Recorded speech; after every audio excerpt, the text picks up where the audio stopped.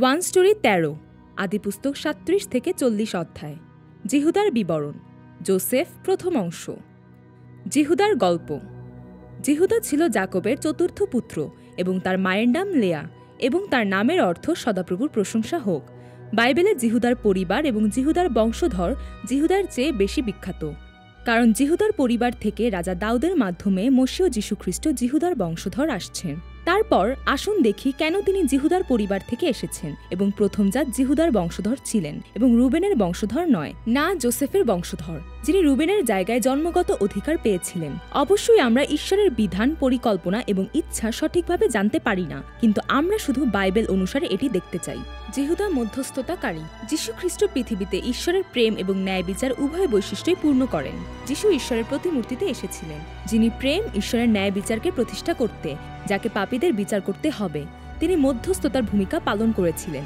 তিনি একটি ভেড়ার বাচ্চার মতো এটি করেছিলেন, যা কিনা কোনো প্রতিরোধ ছাড়াই জবাই করা হচ্ছে, এবং জিহুদার ঠিক তাই করে। প্রথমত, জিহুদা তার 10 বড় ভাইয়ের মধ্যে একজন মধ্যস্থতাকারী হয়ে ওঠেন, যাদের শক্তি এবং সংখ্যার দিক থেকে নিরঙ্কুশ শ্রেষ্ঠত্ব ছিল, এবং যোসেফ, যার কোনো ক্ষমতাই ছিল না এবং মারা যাওয়া ছাড়া কোনো উপায় ছিল না। আদিপুস্তক ৩৭ অধ্যায় ২৫ থেকে ২৮ পদ। তারপর থেকে পরিস্থিতি পরিবর্তিত হয় এবং মিশরের রাজা ফোরনের অধীনে যোসেফ নিরঙ্কুশ ক্ষমতার অধিকারী হন। তখন যোসেফের ভাইরা তার সামনে উপস্থিত হন এবং জিহুদা আবারও তার ভাইদের জন্য মধ্যস্থতাকারী হিসেবে কাজ করেন, যারা তাদের অতীত কর্মের কারণে এখন মারা যেতে বাধ্য। যখন জোসেফ একটি রৌপ্য বাটি বেঞ্জামিনের বস্তায় লুকিয়ে রেখে তাকে চোর বলে আটকে রাখতে চাইলেন, তখন জিহুদা সকল ভাইদের মধ্যে শুধুমাত্র বিন্যামিনকে ছেড়ে দিতে বলেছিলেন এবং জিহুদা নিজেকে বিন্যামিনের জায়গায় জামানত হিসেবে প্রস্তাব করেছিলেন। আদিপুস্তক ৪৪ অধ্যায় ১৪ থেকে ৩৪ পদ। এটা নিজে জিহুদার মঙ্গলময়তা বা ধার্মিকতা নয়, কারণ ঈশ্বর জোসেফকে যে মিশন দিয়েছিলেন এবং ঈশ্বর জিহুদাকে যে মিশন দিয়েছিলেন এবং তিনি জোসেফের মাধ্যমে যা করবেন এবং তিনি জিহুদার মাধ্যমে যা করবেন তা ভিন্ন। যীশুখ্রিস্ট জিহুদার বংশধর হিসেবে আসছেন, যিনি দুবার মধ্যস্থতাকারী হিসেবে কাজ করেছেন। আদিপুস্তক ৪৯ অধ্যায় ১০ পদ, মথি ১ অধ্যায় ১ থেকে ১৬ পদ, ইব্রিয় ৭ অধ্যায় ১৪ পদ। জিহুদা এবং তামর। আসুন এখন জিহুদার গল্পের সাথে লেগে থাকা জোসেফ এবং তামরের সম্পর্কে কথা বলি, যা জোসেফের গল্পগুলোর মধ্যে রয়েছে, যা ওই সময়ে এই শব্দটি দিয়ে শুরু হয়। সেই ঘটনাটির পর যখন জিহুদা এবং তার অন্যান্য ভাইয়েরা জোসেফকে মিদিয়ানীয় বণিকদের হাতে বিক্রি করেছিল। অতএব তামর, যিনি আদিপুস্তক ৩৮ অধ্যায়ে প্রধান চরিত্র হিসেবে উপস্থিত হবেন, ভবিষ্যতে জোসেফের জীবন কেমন হবে সে সম্পর্কে ইঙ্গিত বহন করবেন। জিহুদা সুয় নামে এক কনানীয় লোকের কন্যাকে গ্রহণ করেন এবং তিনি এর, ওনন এবং শেলাকে জন্ম দেয়। আদিপুস্তক ৩৮ অধ্যায় ১ থেকে ৫ পদ। আর জিহুদা তার প্রথমজাত পুত্র এরের জন্য তামর নাম্নী একজন স্ত্রী এনেছিলেন, কিন্তু এর সদাপ্রভুর চোখে মন্দ ছিলেন এবং মারা গেলেন। বড় ভাই সন্তান ছাড়া মারা গেলে ছোট ভাইকে বড় ভাইয়ের জায়গায় বড় ভাইয়ের বংশধর হতে হবে। যদি তিনি এটি পছন্দ না করেন, তবে তাকে তার সাথে ঘুমানোর পরিবর্তে শহরের প্রাচীনদের কাছে যেতে হবে। দ্বিতীয় বিবরণ ২৫ অধ্যায় ৫ থেকে ১০ পদ। যাই হোক, ওনান তার পিতা জিহুদার কথা অমান্য করেছিলেন। তিনি কেবল তার সাথে শুয়েছিলেন, কিন্তু তিনি ভূমিতে রেতপাত করেছিলেন এবং এটি ঈশ্বরের দৃষ্টিতে মন্দ ছিল, এবং ওনান ঈশ্বরের দ্বারা আঘাতপ্রাপ্ত হন এবং মারা যান। আদিপুস্তক ৩৮ অধ্যায় ৮ থেকে ১০ পদ। ঈশ্বর ইসাহাককে বলেছিলেন, তোমার বংশ তাদের শত্রুদের দ্বার দখল করবে এবং তোমার বংশের মাধ্যমে পৃথিবীর সমস্ত মানুষ আশীর্বাদ পাবে। আদিপুস্তক ২২ অধ্যায় ১৭-১৮ পদ। কিন্তু এখন ওনানের ক্রিয়াকলাপ যীশুখ্রিস্টের আগমনকে বাধা দিচ্ছে। তিনি ভবিষ্যতে জিহুদার বংশের মাধ্যমে আসবেন, সেটাই মন্দ এবং তার কারণে তাকে হত্যা করা হয়েছে। এরপর জিহুদাকে এরের স্ত্রী তামরের তার তৃতীয় পুত্র শেলাকে বংশধারা অব্যাহত রাখতে দিতে হতো, কিন্তু তিনি তা করেননি। আদিপুস্তক ৩৮ অধ্যায় ১১ পদ। জিহুদাও তার পুত্র শেলাকে জীবনের জন্য মানুষের চিন্তা ভাবনা নিয়ে ভয় পেয়েছিলেন, তাই সে শেলাকে তামরের কাছে যেতে বাধা দিয়েছেন, যা এখন ঈশ্বরের ইচ্ছা পূর্ণ হতে একটি বড় বাধার সৃষ্টি করেছিল। অবশেষে যখন জিহুদার বংশধারা শেষ হবার উপক্রম হয়ে পড়েছিল, তখন তামর, যিনি একজন যোগ্য পুত্রবধূর অবস্থানে ছিলেন, তিনি একজন পতিতার মতো নিচুতে নেমেছিলেন। আদিপুস্তক ৩৮ অধ্যায় ১২ থেকে ২৩ পদ। তামরের কর্মকাণ্ড লালসা দ্বারা চালিত হয়নি। পরে তামর গর্ভবতী হওয়ার কারণে মৃত্যু ঝুঁকিতে পড়েন, কিন্তু তিনি তার শ্বশুর জিহুদা থেকে প্রাপ্ত জামানত দ্বারা রক্ষা পান এবং অবশেষে জিহুদা বংশের পরবর্তী প্রজন্মকে জন্ম দেন। আদিপুস্তক ৩৮ অধ্যায় ২৪ থেকে ৩০ পদ। এইভাবে জিহুদার বংশধর হিসেবে জিহুদার পরিবার যীশুখ্রিস্টের আগমনের পথ শুরু করে। বাইবেলে রুথ ৪-এ তামরকে জিহুদার সামনে রাখে, যা দাউদের সাথে পরিচয় করিয়ে দেয়, রুথ 4 অধ্যায় 12 পদ, এবং তামর মথি লিখিত সুসমাচারের বংশতালিকায় উপস্থিত হয়, যা যীশু খ্রিস্টের সাথে আমাদের পরিচয় করিয়ে দেয়। পুত্রবধূর অবস্থান থেকে পতিতা এবং পরে পুনরুদ্ধার আর তারপর আবার পুত্রবধূর অবস্থানে ফিরে আসা তামরের এই অবয়ব ঈশ্বরের পুত্র যীশু খ্রিস্টের ক্রুশ অতিক্রম করে সমাধিতে যাওয়ার পুনরুত্থিত এবং স্বর্গে আরোহণ এবং ঈশ্বরের সিংহাসনে ডান দিকে বসার পূর্বাভাস দেয়। এছাড়াও তামরের গল্পটি যোসেফের গল্পের সাথেও মিলে যায়, যেখানে আমরা দেখি যে যোসেফের জীবন ভবিষ্যতে একজন পুত্র থেকে চাকর, চাকর থেকে বন্দী এবং তারপরে আবার পুত্র হিসেবে ফিরে যায়। যোসেফের গল্প। এখন আমরা অব্রাহাম এবং ইসহাকের গল্পের মধ্য দিয়ে যাই, যারা ঈশ্বরের রাজ্যের লোকেদের জন্য মডেল হিসেবে উপস্থিত হয়, এবং জাকবের পরে যোসেফের কাছে যাই। ঠিক যেমন আমরা অব্রাহাম এবং ইসহাককে একটি রুটি হিসেবে দেখেছি, তেমনি যোসেফের জীবনকে জাকবের সাথে দেখলে ভালো। যেমন ইসহাকের পিতা অব্রাহামের প্রতি তার আনুগত্যের জীবন ইসহাকের ধার্মিকতা নয়, কিন্তু অব্রাহাম এবং ইসহাকের মাধ্যমে ঈশ্বর এবং যীশু খ্রিস্টের ভালোবাসা প্রকাশ করেছিল। তাই আমাদের অবশ্যই যোসেফের জীবনের মাধ্যমে যীশু খ্রিস্টের সাথে দেখা করতে হবে। যোসেফ বিশ্বাসের এমন কোনো চিত্র নয় যা আমাদের অনুকরণ করতে হবে। আমাদের যীশু খ্রিস্টকে অনুকরণ করা উচিত, যিনি সমগ্র বাইবেলের প্রধান চরিত্র, এবং শুধুমাত্র ঈশ্বরকে গৌরব দিতে হবে, যিনি যীশু খ্রিস্টের মাধ্যমে তার লোকেদের অনুগ্রহ করেন, তাদের মাধ্যমে কাজ করেন। বাইবেল বলে, ধৈর্যের ও সান্ত্বনার ঈশ্বর এমন বর দিউন, যাহাতে তোমরা যীশু খ্রিস্টের অনুরূপে পরস্পর একমনা হও, যেন তোমরা এক চিত্তে এক মুখে আমাদের প্রভু যীশু খ্রিস্টের ঈশ্বরের ও পিতার গৌরব করো। রোমীয় 15 অধ্যায় 5 থেকে 6 পদ। জাকবের বংশ তালিকায় যোসেফের গল্প। আমরা আগেই বলেছি, যোসেফের জীবন জাকবের জীবনের একটি ধারাবাহিকতা, যেখানে তিনি উত্থান পতনের জীবনযাপন করেছিলেন, জীবনের উত্থান পতনের পুনরাবৃত্তি করেছিলেন এবং অবশেষে তার পুঙ্খানুপুঙ্খ জীবনের মাধ্যমে এই পৃথিবীতে ঈশ্বর কি চেয়েছিলেন তা প্রকাশ করেছিলেন। জাকবকে অনুসরণ করে ঈশ্বর এখন যোসেফের মাধ্যমে ঈশ্বরের দৃষ্টি আঁকছেন, যিনি পৃথিবীতে ঈশ্বরের রাজ্য এবং তার লোকেদের জন্য ঈশ্বরের হাতে বন্দী। সেই জন্য ইসহাকের আশীর্বাদের প্রধান চরিত্র হলেন যোসেফ, জাকব নন। এবং এমনকি এখন যোসেফের গল্পের শুরুতে আমরা জাকবের বংশ পরিচয় দিয়ে শুরু করতে দেখি। আদিপুস্তক 37 অধ্যায় 2 পদ। আহ্বানের আগে যোসেফ হলেন জাকবের স্ত্রী রাহেলের প্রথম পুত্র, যাকে জাকব আগে ভালোবাসতেন, কিন্তু তিনি জাকবের পুত্রদের মধ্যে 11তম। যখন যোসেফ ইতিমধ্যে ঈশ্বরের ইচ্ছায় নির্বাচিত এবং পৃথক হয়েছিলেন, তখন তার শুধুমাত্র একজন পিতা ছিল, কিন্তু যোসেফের আগে জাকবের অন্য 3 জন স্ত্রীর মাধ্যমে 10 বড় ভাই এবং 1 বড় বোনের জন্ম হয়েছিল। লেয়ার নিশ্চয়ই ক্ষমতা বেশি ছিল, কারণ তার 6 ছেলে। তিনি যোসেফের মা রাহেলের বড় বোন, আর লেয়া ও রাহেলের দাসের 2 জন করে ছেলে ছিল। এই মতো অবস্থায় ও পরিবেশে যা কখনোই শান্তিপূর্ণ এবং আরামদায়ক হতে পারে না, যখন ঈশ্বর যোসেফকে জন্ম দিয়েছিলেন। আদিপুস্তক 29 অধ্যায় 31 পদ থেকে 30 অধ্যায় 24 পদ।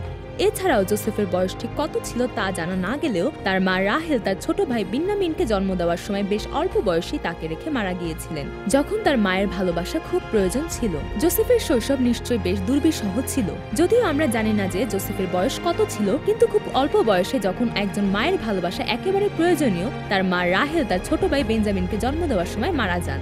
অন্য 3 স্ত্রী যারা রাহেল জীবিত থাকাকালীন কিছুই করতে পারেনি, কারণ জাকব সর্বদা রাহেলকে সমর্থন করেছিলেন। রাহেলের মৃত্যুর পর অবশ্যই জাকবের জন্য তাদের এক অদৃশ্য প্রতিযোগিতা ছিল, এবং নিশ্চয়ই জাকবের ছেলেরা এই প্রবাদটি যথাযথভাবে প্রকাশ করেছেন যে রক্তের টান বড় টান, এবং একই মায়ের পেটের ভাইরা তাদের সৎ ভাইদের বিরুদ্ধে নিশ্চয়ই উঠবে, এবং সবসময় তাদের মধ্যে উত্তেজনা এবং মারামারি চলতে থাকত। তার পিতা জাকব যতই বলুক না কেন, তিনি যোসেফকেই তার সমস্ত ছেলের চেয়ে বেশি ভালোবাসতেন, কারণ যোসেফ অবশ্যই তার মা রাহেলের মৃত্যুর পরে অনেক কষ্ট পেয়েছেন, আর সেই পরিবেশে যোসেফকে তার ছোট ভাই বেঞ্জামিনের সাথেও টিকে থাকতে হয়েছিল। বাইবেলে তার গল্প শুরু হয় যোসেফ একটি 17 বছর বয়সী বালক দিয়ে, কিন্তু আমাদের অবশ্যই যোসেফ যে বেদনাদায়ক সময়গুলো অতিক্রম করেছিল তা এড়িয়ে যাওয়া উচিত নয়। বাইবেলকে ক্রমানুসারে পড়ার পরামর্শ দেওয়া হয়। আমরা যখন যোসেফের গল্প পড়ি, আমাদের মধ্যে যোসেফকে উপেক্ষা করার এবং ভুলে যাওয়ার প্রবণতা রয়েছে, কারণ তার স্বপ্নের কারণে তার ভাইদের দ্বারা বিক্রি হয়ে যাওয়া এবং কৃতদাস এবং কারাগারে থাকার কারণে একটি কঠিন যৌবনের মধ্য দিয়ে তিনি গিয়েছিলেন। আমরা প্রধানমন্ত্রী যোসেফের সবকিছু চিন্তা করি, এটাও সত্য নয়। আগে যে জিনিসগুলো এসেছে সেগুলোর অস্তিত্ব না থাকলে পরে যেগুলো এসেছে সেগুলোর অস্তিত্ব থাকে না। 37 অধ্যায় যোসেফের কাছে আসার আগে আমাদের অবশ্যই অন্যান্য অধ্যায়ে লুকানো যোসেফ পড়তে ও জানতে হবে, এবং তারপর অধ্যায় 37-এ আমরা সঠিকভাবে যোসেফকে দেখতে সক্ষম হব।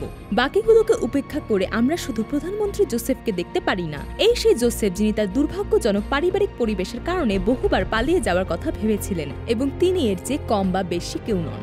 জোসেফ যিনি আহ্বান পেয়েছেন তার ঈশ্বর প্রদত্ত চরিত্রের সাথে জোসেফ লেয়া এবং রাহেলের দাসী বিলহার ও শিল্পার পুত্রদের সাথে ছিলেন এবং তাদের পিতা জাকবকে তাদের ভুল কাজের সম্পর্কে বলেছিলেন। শুধু দাসীদের ছেলেদের নয়, সাথে লেয়ার ছেলেদের দোষের কথাও জোসেফ বলেছিলেন এবং এটি একটি 17 বছর বয়সী ছেলের অপরিণত আচরণ হিসেবে দেখা যেতে পারে বা এটি আসন্ন যীশু খ্রিস্টের ছায়া হিসেবে দেখা যেতে পারে, যিনি এই বিশ্বের মন্দতা নির্দেশ করেছিলেন ও আঙুল দিয়ে দেখিয়ে দিয়েছিলেন। জোসেফের ইতিমধ্যে তার ভাইদের সাথে একটি অস্বস্তিকর সম্পর্ক ছিল, কিন্তু তার কাজ সম্ভবত তাদের সম্পর্ক আরো খারাপ করেছিল, যা পরে আমরা যিশুতেও দেখতে পাই, যোহন 7 অধ্যায় 7 পদ। এবং জোসেফ তার বাবা জাকবের উপহার দেওয়া রঙিন দামি পোশাক পরিহিত ছিল।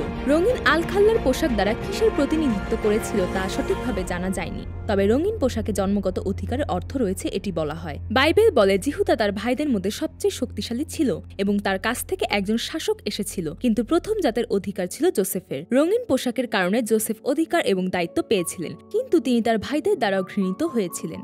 জন্মের পর থেকে স্বাভাবিকভাবেই যে ঈর্ষার রাগ জোসেফের উপর তার ভাইদের ছিল, কারণ জোসেফ তার সৎ ভাইদের ভুলের কথা তার বাবাকে বলেছিল, আর এই রঙিন পোশাকের কারণে জোসেফকে তারা আরো বেশি ঘৃণা করা শুরু করেছিল। একইভাবে যিশু পৃথিবীতে যত বেশি ঈশ্বরের ইচ্ছা পালন করেছিলেন, পৃথিবী তত বেশি তাকে ঘৃণা করেছিল এবং এমনকি তাকে হত্যাও করেছিল। এই পটভূমিতে ঈশ্বর জোসেফকে একটি দর্শন দেন। জোসেফের স্বপ্ন জোসেফের নয়, সেটি ঈশ্বরের স্বপ্ন। এটা জোসেফের পরিকল্পনার স্বপ্ন ছিল না যা তিনি করতে চান, কিন্তু এটি ঈশ্বরের স্বপ্ন যা ঈশ্বর সৃষ্টির আগে পরিকল্পনা করেছিলেন, এবং শুধুমাত্র ঈশ্বরের সার্বভৌম বিধানে এই স্বপ্নটি জোসেফের সম্মতি এবং তার অনুমতি ছাড়াই তাকে দেওয়া হয়েছিল। স্বপ্নটি ছিল এমন যেখানে প্রথম স্বপ্ন ছিল ভাইদের শস্যের শীষ জোসেফের শস্যের কাছে প্রণাম করছে, এবং দ্বিতীয় স্বপ্নটি ছিল সূর্য, চাঁদ এবং 11টি তারা জোসেফকে প্রণাম করছে। আদিপুস্তক 37 অধ্যায় 5 থেকে 11 পদ। বড় ভাইদের কাছে ইতিমধ্যে জোসেফ চোখের কাটার মতো ছিল, একজন শত্রুর মতো, আর এখন জোসেফের এই স্বপ্ন তার ভাইদের জন্য মোটেও সুখদায়ক ছিল না। জোসেফ যিনি কিনা তাদের ছোট ভাই, তাকে সবাই প্রণাম করছে, তাও দুবার, এমনকি তাদের বাবা এবং মাও তাকে প্রণাম করেছে। এই বিষয়টি এখন তার ভাইদের ঘৃণার সকল বাঁধ ভেঙে সীমার বাইরে চলে গিয়েছিল, এবং জোসেফের ভাইরা একটি সুযোগের জন্য অপেক্ষা করছে জোসেফকে উচিত শিক্ষা দেওয়ার জন্য, আর তারা জোসেফকে হত্যা করার সিদ্ধান্ত নেয়। জোসেফের প্রতি ভাইদের হৃদয় যিশুর প্রতি ইহুদিদের হৃদয়ের মতোই চিত্রিত করা হবে। জোসেফ যিনি জাকবের কাছে বিশ্বাসের পাত্র হিসেবে আবির্ভূত হন, তিনি এইভাবে যিশুর আদর্শ জীবনযাপন করেছেন। কিন্তু আমাদের জোসেফের উপর ফোকাস করা উচিত নয়। জোসেফ ঈশ্বর দ্বারা ব্যবহৃত শুধুমাত্র একটি হাতিয়ার। স্বপ্নের কারণে তার ভাইদের হৃদয় ঈর্ষা, হিংসা এবং ঘৃণাতে পূর্ণ হয়েছিল, এবং জাকবও জোসেফকে তিরস্কার করেছিলেন। কিন্তু জাকব যিনি ক্রমাগত বিপরীতমুখী জীবনযাপন করেছিলেন, জোসেফের স্বপ্নগুলো তার হৃদয়ে রেখেছিলেন। আদিপুস্তক 37 অধ্যায় 11 পদ। জোসেফ যিনি সন্তানের মর্যাদা পাপীর জীবনযাপন করেন। জোসেফের জীবনে ইসহাকের পাপীর জীবনের মতো অনেক উত্থান পতন নেই। এর কারণ আমরা ইতিমধ্যে ব্যাখ্যা করেছি। জাকব ইতিমধ্যে সেই প্রক্রিয়ার মধ্য দিয়ে গিয়েছেন, এবং জোসেফ হলো জাকবের জীবনের একটি সম্প্রসারণ। গৃহমুখী অপরিচিত ব্যক্তির জীবনে জোসেফ। একদিন ভাইরা জাকবের তাঁবু ছেড়ে সিকিমে মেষ পালন করছে, কিন্তু জাকব জোসেফকে সেখানে পাঠায়। ইতিমধ্যে দীর্ঘদিন ধরে জাকব নিশ্চয় জোসেফের প্রতি অন্য ভাইদের ঘৃণা সম্পর্কে সচেতন ছিলেন, যা তাদের অস্বস্তির বাইরে চলে গেছে। এখানে জাকব কেন জোসেফকে তার ভাইদের কাছে পাঠিয়েছিলেন তা বোঝা কঠিন।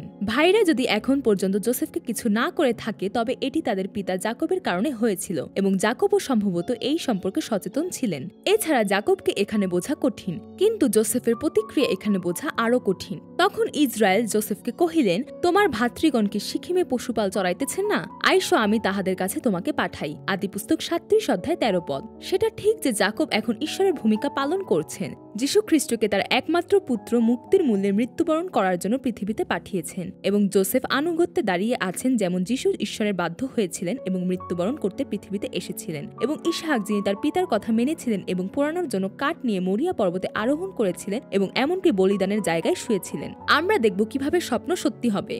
অবশেষে জোসেফ তার ভাইদের কাছে যায় এবং তার ভাইরা তাকে হত্যা করার পরিকল্পনা করে। যদিও প্রথমে তার বড় ভাই রুবেনের সাহায্যে জোসেফের মৃত্যুর সিদ্ধান্ত থেকে একটি গর্তে ফেলে রাখার সিদ্ধান্তের জন্য সে মৃত্যু থেকে প্রাথমিক রক্ষা পায়। অবশেষে জোসেফ আবারও মৃত্যু থেকে রক্ষা পায় যখন জিহুদার হস্তক্ষেপের মাধ্যমে এবং মিদিয়ান বণিকদের কাছে তাকে বিক্রি করা হয়। যখন বড় ভাইরা তাদের বাবার পাঠানো জোসেফকে দেখেছিল, তখন তারা বলেছিল, আমরা দেখব তার স্বপ্নের কি হয়, কিন্তু আমরা ইতিমধ্যে জানি কি হবে। আমরা জানি ঈশ্বরের স্বপ্ন কি হবে, এটি জোসেফের স্বপ্ন নয়। তার ভাইরা ভেবেছিল সে সময় তাদের ক্ষমতা আছে এবং তারা আসলে জোসেফকে হত্যা করতে পারে, কিন্তু এটা মানুষের মূর্খতা।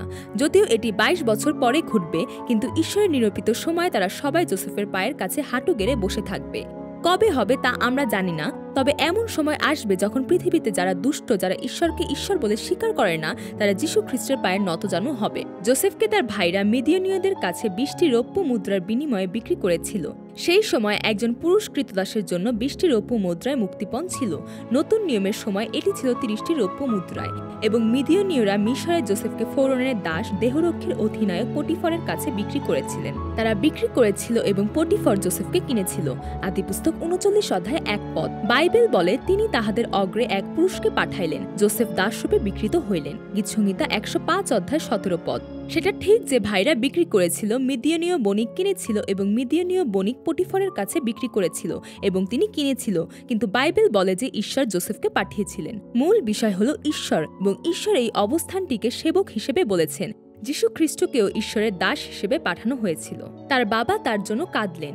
জাকবের ছেলেরা জোসেফের রঙিন পোশাক একটি ছাগলের রক্তে ভিজিয়ে জাকবকে দেন। এর মানে হলো যে তাকে হিংস্র জন্তুরা খেয়ে ফেলেছিল। এই কথা শুনে জাকব তার কাপড় ছিঁড়ে ফেলেন এবং তার কোমরে চট বেঁধে তার ছেলের জন্য দীর্ঘকাল শোক করতে লাগলেন। তিনি তার ছেলেদের সান্ত্বনা প্রত্যাখ্যান করেছিলেন এবং দুঃখে কেঁদেছিলেন, বলেছিলেন, আমি মরে যাব এবং জোসেফের কাছে যাব। আর তার ভগ্ন ভারাক্রান্ত হৃদয় নিয়ে অনেক যন্ত্রণা পাচ্ছিলেন। আমাদের এখানে দুটি জিনিস দেখা উচিত। প্রথমত, জাকবের অতীত, যখন সে তার নিজের মূর্খ লোভের কারণে তার ভাই এশোর কাছ থেকে পালিয়ে গিয়েছিল। তখন তার বাবা ইসহাকের চোখেও রক্তাক্ত অশ্রু ঝরেছিল। এই পৃথিবীতে আমাদের কর্ম হলো আমরা যা বপন করি তা কাটি। দ্বিতীয়ত, এটি স্বর্গীয় পিতার হৃদয়, জাকবের ভগ্ন হৃদয়, যিনি জোসেফকে মৃত্যু মুখে পাঠিয়েছিলেন এবং অবশেষে তিনি বিশ্বাস করেছিলেন যে জোসেফকে হিংস্র পশুরা ছিঁড়ে ফেলেছিল। রাহেলের মৃত্যুর পরে তার প্রিয় পুত্র, যাকে তিনি ভালোবাসতেন, সেই জোসেফের মৃত্যুর খবর শুনে ভয়ঙ্করভাবে ব্যথিত হয়েছিল। একইভাবে স্বর্গীয় পিতার হৃদয়, যিনি তার পুত্র যীশু খ্রিস্টকে এই পৃথিবীতে পাঠিয়েছিলেন পাপীদের মুক্তির মূল্য হিসেবে মৃত্যুবরণ করার জন্য, অবশ্যই ঈশ্বরের হৃদয় জাকবের মতোই ছিল। ঈশ্বরের রাজ্যের লোকেদের গল্প, যা আব্রাহাম জোসেফের সাথে শুরু হয়েছিল, যাকে তার নিজের দোষের জন্য নয় বরং ঈশ্বরের আকাঙ্ক্ষায় এবং ইচ্ছার মাধ্যমে ঈশ্বর তাকে মিশরে পাঠিয়েছিলেন কৃতদাস হিসেবে বিক্রি হওয়ার জন্য, এবং ঈশ্বর তাকে নেতৃত্ব দিয়েছিলেন এবং সেই সংকটময় পরিস্থিতির মধ্যে তাকে পুনরুদ্ধার করেছিলেন এবং তাকে কিভাবে মিশরের প্রধানমন্ত্রী করেছিলেন, সেই উদ্যোগের গল্প চলতে থাকবে। আমিন।